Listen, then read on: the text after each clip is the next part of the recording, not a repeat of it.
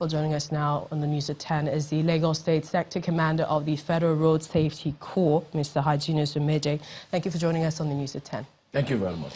Today we saw another accident along the Lagos-Ibadan Expressway. From your assessment, what was the actual cause of today's incident? Well, let me first again lend my voice in commiserating with the families who may have lost their loved ones in this incident. Around 5:30 this evening, we got a call that there is a crash at that Otedola Bridge, and on getting there, we discovered there was a tanker that was loaded with PMS, fully loaded with PMS. It was actually, has descended, I was actually ascending again, is outward Lagos, and somewhere along the line, I think the brake couldn't just hold and it started rolling back.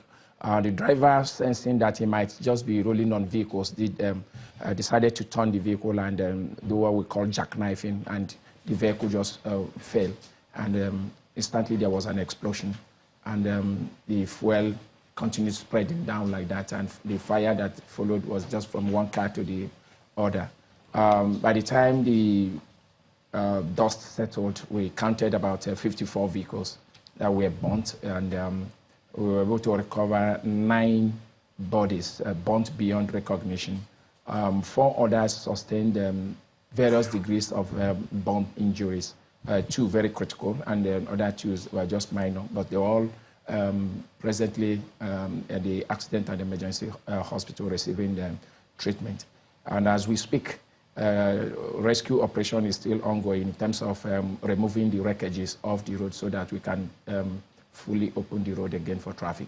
Many say that accidents are becoming a regular occurrence along that route. Do you think motorists are taking the necessary precautions?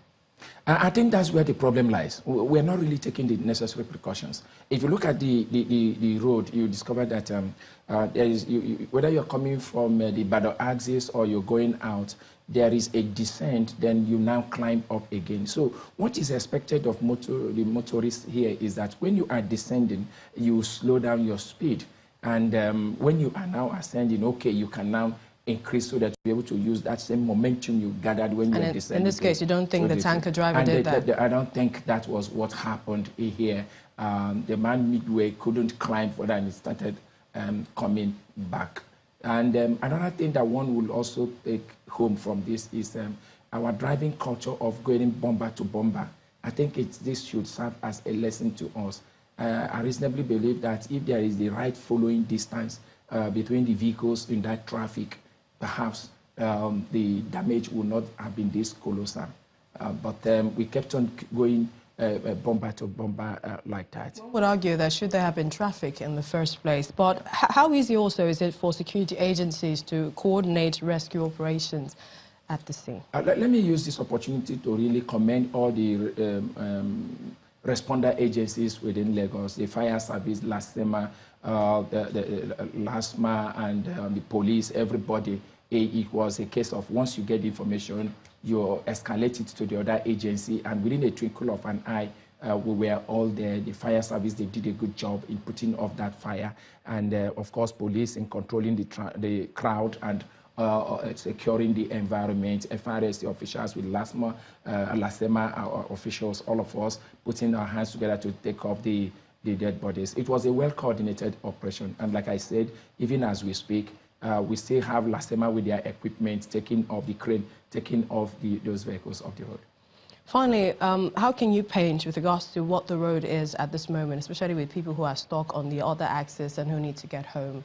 Well, we've been able to send a traffic alert on the possible routes that they can always access. If you are coming from Lagos Island, the traffic is still there. I must not deceive you. The traffic is still there until we finish clearing the road. So, but if you are coming from the Lagos Island, on getting to Ojota, please make a detour. Take the 7-up axis and now get to Mobolaji Johnson, take Agidingbe, and now on Mole down towards Ojodibek, pass in front of FRSC office, get down towards Bega, and you can connect the express. However, you could also access it through the CMD road, when you get towards the same Otedola, you use the estate. We were able to talk to the estate officials, the gate security officials, to open the estate so that people can actually use it as a thoroughfare for this evening and come back again at the Bagger axis and connect back to the express. And I think if we do that with obedience and due diligence, we will all be off the traffic in a moment from now. What message would you say you'd like to send to motorists, especially tanker drivers and other heavy-duty vehicles on the road? Again, the message here is the word caution, caution, and being defensive in our driving.